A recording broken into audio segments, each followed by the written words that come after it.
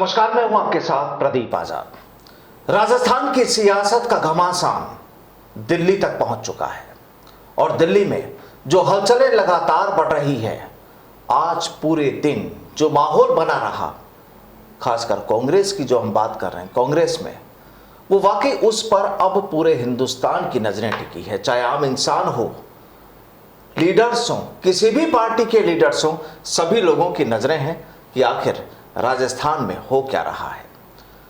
अब पहले जहां पर राजस्थान में एक उम्मीद यहां के लोगों को जगी थी कि अब नेक्स्ट सीएम इन राजस्थान सचिन पायलट, लेकिन फिर अचानक जो माहौल बदला और रविवार को जो तस्वीर राजस्थान की राजधानी जयपुर में नजर आई, उसके बाद कहानी पूरी तरह से तब्दील हो गई।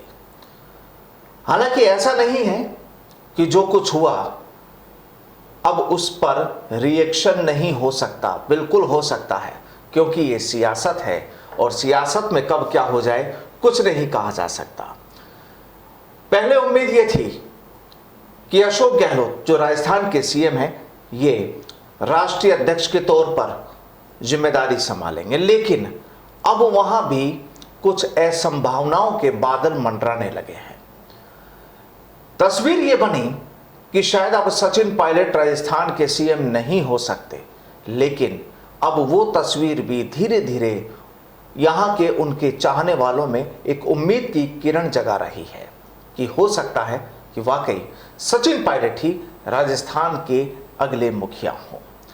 बहरहाल सियासत में क्या होता है और किन तमाम नेताओं के और भी नाम आते हैं, क्योंकि राजस्थान में जो धुआंधार इस समय क्रिकेट का जो मैच चल रहा है, ये एक जो सियासी मैच चल रहा है कि कोई बॉलिंग कर रहा है, कोई छक्के मार रहा है, कोई कैच लपक रहा है, तमाम जो चीजें हैं, लेकिन आखिरी फैसला एम्पायर का होता है।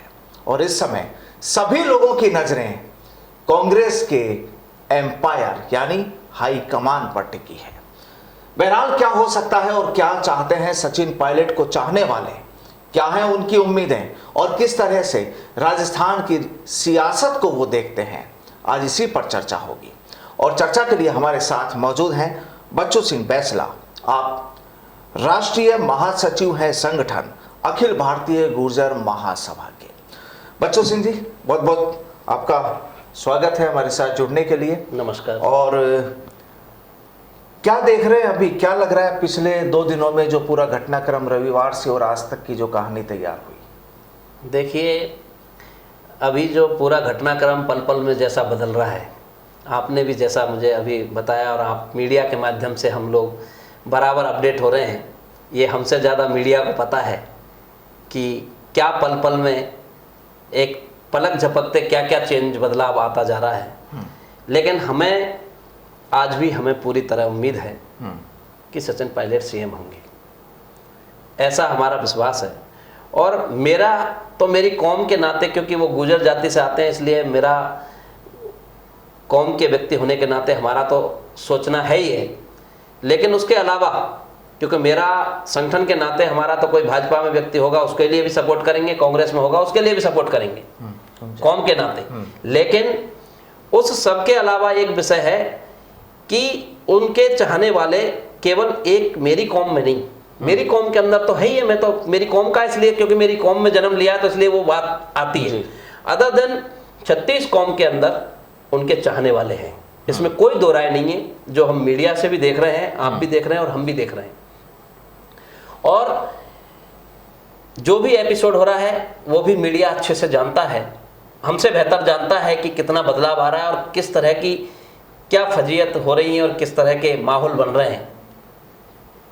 जबकि स्थिति ये है कि आज कई लोग जो है सामने आ रहे हैं जो कभी एक साथ पूरी तरह से गहलोत साहब के साथ खड़े थे, आज वो ना चाहते हुए भी गहलोत साहब ने सचिन पायलट के पाले में भेज दिए, क्योंकि उन किसी ना किसी बहुत संजीदा आदमी हैं, बड़े धीर गंभीर व्यक्तित्व में, मैंने पहले भी कहा उनके लिए कि बड़े व्यक्तित्व के धनी हैं। और आज भी मुझे पूरी उम्मीद है, विश्वास है कि गहलोत साहब भी अब इसमें सहयोग करने का काम करेंगे। कि वो समझेंगे और वो समझदार हैं, लेकिन वो जरूर इस लाइन पे फैसला करने में सहयोग करेंगे। लेकिन 2 दिन पहले जो पूरी कहानी जो तब्दील हुई वो सभी ने देखी, और आधी रात तक जो पूरा एक सियासी ड्रामा जो चला, उसे किस नजरिए से देखते हैं? मैं वही कह रहा हूँ कि उस चीज का जो हुआ था वो एक जल्दबाजी में, ऐसा क्या जल्दबाजी में इन्होंने फैसला किया इस तरह का जो कि इनको समझ में नहीं आया। आज वो भी शायद मन में पछता रहे होंगे कि हमने ये गलत स्टेप लिया। कौन? जो भी, जिन लोगों ने भी लिया जी, चाहे वो कोई सरकार के मंत्री हों, चाहे हो सकता है मुख्यमंत्री जी भी हों, आज वो भी ये बात को पछतावा कर रहे होंगे कि ये हमसे गलत हुआ है। कहीं ना कहीं उनके गिलानी महसूस हो रही होगी दिल में कि हमसे गलत फैसला हुआ है, क्योंकि बात दिल्ली तक गई और वो सीधी सीधी आला कमान की, क्योंकि जो मुख्यमंत्री का CMR में जो बैठक रखी गई वो मुख्यमंत्री जी के नोटिस में नहीं थी क्या? नोटिस में थी। जब मुख्यमंत्री जी के CMR में CLP की बैठक रखी जा रही है और अजय माकन कौन है? अजय माकन आला कमान के दूत भेजे हैं, बिल्कुल अपनी मर्जी से नहीं आए हैं। मल्लिकार्जुन खड़गे भी वो आला कमान ने ही पावरफुल 2 लोगों को as a general secretary incharge of Rajasthan, इतने समय से प्रभारी राजस्थान का रोल निभा रहे हैं, और वो आए तो अपनी मर्जी से चल के आ गए क्या अपने सोचने से आ गए? वो आला कमान ने निर्देश दिया उनको, आप जाइए, ऐसा करने के लिए यहाँ आए। और उनका जो असम्मान किया, उनकी जो बेइज्जती करी, उसमें सीधा सीधा आला कमान की बेइज्जती का काम हुआ। ये इन लोगों को बाद में समझ में आया, उस समय नहीं आया। वो जो हालात पैदा हुए वो क्यों हुए, मैं नहीं समझता इस विषय को। मैं गुर्जर समाज का एक संगठन महासचिव हूँ, अदर्स कम्युनिटी के लोग भी, जो भी समाज के संगठन है विभिन्न, वो 36 कौम के लोग ये बात महसूस कर रहे हैं और रियलाइज कर रहे हैं कि ये कहीं ना कहीं गलती हुई है, ऐसा नहीं होना चाहिए था। आपको जो कुछ भी करना था आपके तरीके से करते। क्या मानते हैं अब ये जो गलती हुई, चाहे वो जानकर हुई या अनजाने में जो भी चीजें हुई, क्या लगता है कि अब वो जो लोग हैं जिनकी गलतियां रही, क्या उन्हें कहीं ना कहीं कुछ न कुछ लगता है कि आपको फर्क पड़ेगा अब उनके पूरे कैरियर पर भी? बिल्कुल कैरियर पर फर्क पड़ेगा। ये डिसीजन आला कमान कांग्रेस का रहेगा, मेरा कुछ नहीं है। लेकिन मैं मेरा विचार प्रकट कर सकता हूं कि उन पर, उनकी सेहत पर असर पड़ेगा। और अगर वो लोग आस्था कांग्रेस पार्टी और आला कमान में रखते हैं तो उनको जो गलती हुई है उसमें यूटर्न करना पड़ेगा। और जो आला कमान चाहेगा, और आला कमान ने क्या चाहा था ये भी उनको पता है, तो उस लाइन पर वो सब सहमत भी होंगे। क्योंकि यहाँ पर तो जो, ऐसा मेरा विश्वास है, जो आला कमान के जो दूत थे उन्हीं पर आरोप लगा दिया, उन्हें ही कटघरे में खड़ा कर दिया। लेकिन उसके बाद में यूटर्न भी हो गए। आपने कहा शुरुआत में उन्होंने आरोप लगाया, आज जब सुबह उनका पल में मीडिया के माध्यम से, मैं इसीलिए मैं आपको निवेदन कर रहा हूं कि हमसे ज्यादा मीडिया को पता है ये विषय, और मीडिया के माध्यम से हो रहा है कि वो कह रहे हैं कि सचिन पायलट मुख्यमंत्री, आला कमान के फैसला हम कभी भी नामंजूर नहीं कर सकते हैं। जो दोनों ही माननीय महेश जोशी और धारीवाल साहब दोनों ने जो इस चीज को लीड किया था, वो दोनों के, महेश जोशी जी का सुबह का बयान मैं अभी टीवी पे देख रहा था, उनका बयान था कि क्या सचिन पायलट को मुख्यमंत्री बनाएंगे तो आपको मंजूर होगा? तो उन्होंने कहा बिल्कुल, आला कमान मंजूर करेगा तो करेंगे। ये महेश जोशी के बयान है। तो फिर कहानी क्यों रचा? इस विषय का बड़ा एक क्वेश्चन मैं भी ढूंढ रहा हूँ और आप मीडिया भी ढूंढ रहा है पूरा। मतलब ये समझ में नहीं आता है कि ऐसा क्यों हो रहा है। इस बात के लिए मतलब कोई विषय समझ में नहीं आ रहा है, क्योंकि सचिन पायलट, ईमानदारी की बात है, मेरी कौम में पैदा हुए तो मेरी कौम के तो कहलाएंगे, और हमारी कौम के नाते हमारा कोई भी पार्टी का व्यक्ति होता है हम तो उसका पक्ष रखेंगे और हमारी समाज उसके साथ में सहयोग करेंगे। लेकिन 36 कौम के लोग सचिन पायलट को चाह रहे हैं, इसमें कोई दो राय नहीं है। लेकिन चाह कौन नहीं रहे? अब चाह कौन नहीं रहे, ये विषय भी मैं वही कह रहा हूं कि ये जितना आपको बेहतर पता है, और पूरी अब तो बिल्कुल पूरी तरह से बेनकाब हो गई स्थिति है, पूरे प्रदेश को पता है कि कौन नहीं चाह रहा है। तो क्या आप लगता है कि अशोक गहलोत साहब जो राष्ट्रीय अध्यक्ष की जिम्मेदारी संभालने वाले थे, कहीं बीच में कुछ रुकावटें आ सकती है? बिल्कुल संभावना है, क्योंकि जब आला कमान का असम्मान करने का काम करता है कोई भी व्यक्ति हो, कितने ही बड़े बड़े दिग्गज लेवल पर हो, तो उसके बारे में विचार करना आला कमान किसी दूसरे व्यक्ति के नाम पर भी विचार चालू कर सकता है। और जैसा कि मीडिया में चल रहे हैं विचार नाम अलग अलग अध्यक्ष के, ये बहुत सारी बातें जो है चल रही हैं जो कहीं अनकही नहीं है, अनछुई नहीं है, सब लोग देख रहे हैं। क्योंकि जो खबरें भी जो चलाते हैं हम लोग वो भी कहीं ना कहीं से तो निकल के आती है। डेफिनेटली ऐसा नहीं है कि कोई मन से कोई चीज चलती हो। पूर्ण जब सहमत, कहीं आग लगती है तो ही धुआं उठता है, चर्चा तो होती है। बिल्कुल फैक्ट है, तो आपकी बात का समर्थन करता हूं। लेकिन यहाँ पर सरकार के काफी लोग ये कहते हैं कि कई चीजें, कई विषय मीडिया की ओर से मनगढ़ंत होते हैं। क्या होता है, ऐसा लगता है आपको? नहीं, मुझे ऐसा नहीं लगता, लेकिन वो लोग जो कहते हैं वही बात आपने कहा कि जब आग लगती है तो धुआं उठता है, कुछ ना कुछ उसका सोर्स होता है। वो हकीकत में बदले ना बदले ये विषय दूर का है, लेकिन कुछ बात चलती है तभी कोई बात से बात निकलती है। तो अब क्या लगता है कि कांग्रेस में अगर हम देखें कि आने वाले वक्त में, चूंकि अगले साल चुनाव है, ये पूरा माहौल चुनाव से ठीक पहले जब सियासत राजस्थान में गर्मा रही है और उससे ठीक पहले जब इस तरीके का एपिसोड होता है, इस तरीके का घटनाक्रम होता है, तो कहानी क्या लगती है कांग्रेस की स्थिति की राजस्थान में? बात वही है, आपको कहा कि खिलाड़ी के ऊपर निर्भर करता है, खिलाड़ी कौन होता है मैच खेलने वाला उस टाइम, और खिलाड़ी के साथ साथ कैप्टन भी एकदम सहमत है। तो उस पर ही निर्भर करता है कि टीम को जिता पाएगा या नहीं जिता पाएगा। आगे आने वाला जो चुनाव आ रहा है 2023 में, उसको मद्देनजर रखते हुए खिलाड़ी और कैप्टन अच्छा होना जरूरी है। अगर आप सामने वाले को टक्कर देना चाहते हो, सामने वाले खिलाड़ी की बराबर की करना चाहते हो, तो अगर इधर का पहलवान बराबर है तो सामने वाला ऐसा ही पहलवान उसकी टक्कर का देखें जिससे कि वो उससे मुकाबला कर सके। जीत हार किसकी होती है, ये कोई भविष्य के गर्त में छुपी होती है, लेकिन पहलवान तो टक्कर का होना जरूरी है। ये तो हर आदमी देखेगा कि इस टक्कर का मतलब ये लगना चाहिए कि हाँ, ये टक्कर बराबर, बिल्कुल टक्कर बराबर की है। तो क्या लगता है कांग्रेस में कौन है टक्कर देने वाला भाजपा को? कांग्रेस में टक्कर देने के लिए मैंने आपको इस विषय को पहले भी जब भी मौका मिला है, तो सचिन पायलट से बेहतर कोई विकल्प नहीं जो भाजपा को टक्कर दे सकता है। बल्कि मैं यही कह रहा हूं कि मैं कोई किसी पार्टी का प्रवक्ता नहीं हूं, ना मैं कांग्रेस का प्रवक्ता हूं जो कांग्रेस के नाते कह रहा हूं, ना मैं किसी और भाजपा का प्रवक्ता हूं जो किसी अन्य दल का प्रवक्ता हूं जो मैं उसको 100% सत्य कह रहा हूं। लेकिन मुझे जो लगता है, जो अपना अनुभव, मेरा जो एक विचार है, मेरा जो अनुभव है, मेरा जो एक्सपीरियंस है, जितनी मेरी समझ है, ये कह सकते हैं, तो उसमें सचिन पायलट बिल्कुल टक्कर देने का लायक खिलाड़ी है। आप अपने संगठन, अपने समाज के लिए भी पूरे हिंदुस्तान में यात्राएं करते हैं, बिल्कुल पूरे देश में यात्रा करते हैं, लोगों से मिलते जुलते भी हैं, तो वहां भी चर्चाएं चलती होंगी। बिल्कुल 100% हम उसमें यात्रा करते हैं। हमारा हाल ही में अधिवेशन इंदौर में राष्ट्रीय अधिवेशन हुआ। अगला अधिवेशन 31 अक्टूबर को हमारे जयपुर राजस्थान में राष्ट्रीय महाअधिवेशन होने जा रहा है, जिस अधिवेशन में जम्मू कश्मीर से लेकर कन्याकुमारी और आसाम से लेकर गुजरात तक हमारी पूरे प्रदेशों की प्रदेश कार्यकारिणी, राष्ट्रीय कार्यकारिणी और जिला इकाई तक की जिला प्रतिनिधि आपके जयपुर में 31 अक्टूबर सरदार वल्लभ भाई पटेल, जिनमें हम आस्था रखते हैं गुर्जर समाज का, सरदार वल्लभ भाई पटेल को हम हमारे वो मानते हैं और हमारा मानते हुए हमारी महासभा आज से नहीं, पिछले 115वां राष्ट्रीय अधिवेशन होने जा रहा है। हर अधिवेशन 31 अक्टूबर को सरदार वल्लभ भाई पटेल की जयंती पे हमारा सुनिश्चित होता है। इस बार का अधिवेशन संजोग से राजस्थान की धरती में 31 अक्टूबर को होने जा रहा है और पूरे राजस्थान के भ्रमण का मैं सौभाग्य मुझे मिलता है। हिंदुस्तान के जिलों में जाता हूं, राजस्थान के जिलों में भी चल रहा हूं और उस 31 अक्टूबर के अधिवेशन में जिस तरह राजनीतिक दल अपनी रथ यात्राएं निकालते हैं, उस 31 अक्टूबर को हम एक राजस्थान में हमारी एक राजनीतिक भागीदारी की जागरूकता की एक रथ यात्रा का भी संचालन की डेट की घोषणा करने वाले हैं 31 अक्टूबर को, कि राजस्थान में पूरब से पश्चिम और उत्तर से दक्षिण चारों दिशाओं में एक रथ यात्रा महासभा निकालेगी। अच्छा, एक चीज बताइए, जब आपका हर 31 अक्टूबर को जब इस तरह का आयोजन होता है जी, तो चीफ गेस्ट भी बुलाते होंगे? बिल्कुल, चीफ गेस्ट भी बुलाते हैं। अक्सर चीफ गेस्ट कौन होते हैं?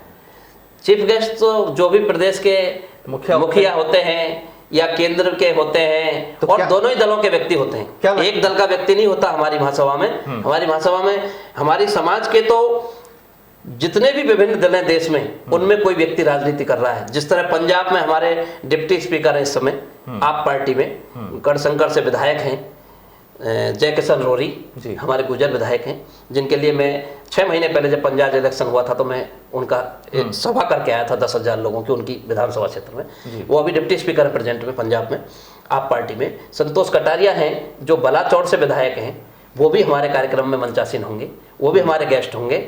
साथ में हमारे महाराष्ट्र में 2 कैबिनेट मंत्री हैं, गिरीश महाजन हैं जो बीजेपी के कोटे से हैं, और गुलाब राव पाटिल हैं जो शिवसेना के कोटे से, जो महाराष्ट्र में 2 गुजर कैबिनेट मिनिस्टर हैं प्रेजेंट में, वो भी लोग हमारे आमंत्रित होंगे।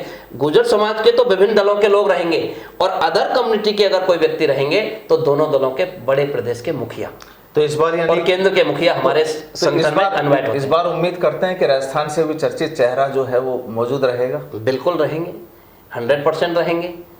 और मैंने आपको फिर कह रहा हूं वापस से कि जो भी होगा उस समय मौके पे हम उस सबको बुलाएंगे, जो प्रदेश का मुखिया हो चाहे केंद्र का मुखिया हो सकता है भारत सरकार के गृह मंत्री को भी हम आमंत्रित करें, हो सकता है रक्षा मंत्री राजनाथ सिंह जी को भी हम इनवाइट करें। हमारा अभी राष्ट्रीय अधिवेशन जब इंदौर में पीछे मई के महीने में हुआ, उसमें हमारे कैलाश विजयवर्गीय जो राष्ट्रीय महासचिव हैं, और लाल शंकर लालवानी जो इंदौर के सांसद हैं, और रक्षा खड़से जो महाराष्ट्र के सांसद हैं, और धीरज गुजर राजस्थान से जो बीज निगम बोर्ड के चेयरमैन राज्य मंत्री हैं, और सत्यनारायण पटेल इंदौर के पूर्व विधायक हैं जो कांग्रेस से बिलोंग करते हैं, अलका जी गुजर हमारे राष्ट्रीय मंत्री हैं, वो हमारे सब मंच पे थे, कैलाश विजयवर्गीय राष्ट्रीय महासचिव हमारे मंच पे थे। एज ए गेस्ट की लिस्ट में हमारा कमलनाथ जो डॉक्टर कमल पटेल हमारे जो हरदा में जो मध्य प्रदेश सरकार के शिवराज सरकार के एज ए पंच रत्न में आते हैं, वो भी एक हमारे गेस्ट के रूप में थे, कैबिनेट मंत्री कृषि मंत्री कमल पटेल हरदा से विधायक।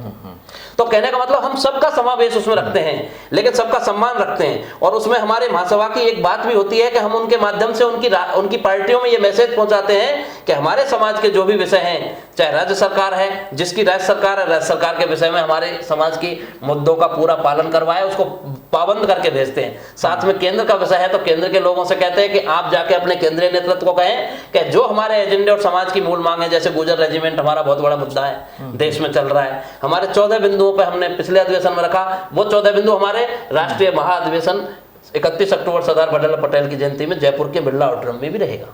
चलिए, तो अब कुल मिलाकर वापस अगर राजस्थान की राजनीति पर आते हैं, तो अब आपको लगता है कि हाँ, सचिन पायलट को सीएम की जिम्मेदारी मिल सकती है? बिल्कुल मिल सकती है, हमें पूरी इस बात की उम्मीद है, क्योंकि आला कमान ने तय किया है, किसी एक व्यक्ति ने नहीं किया है।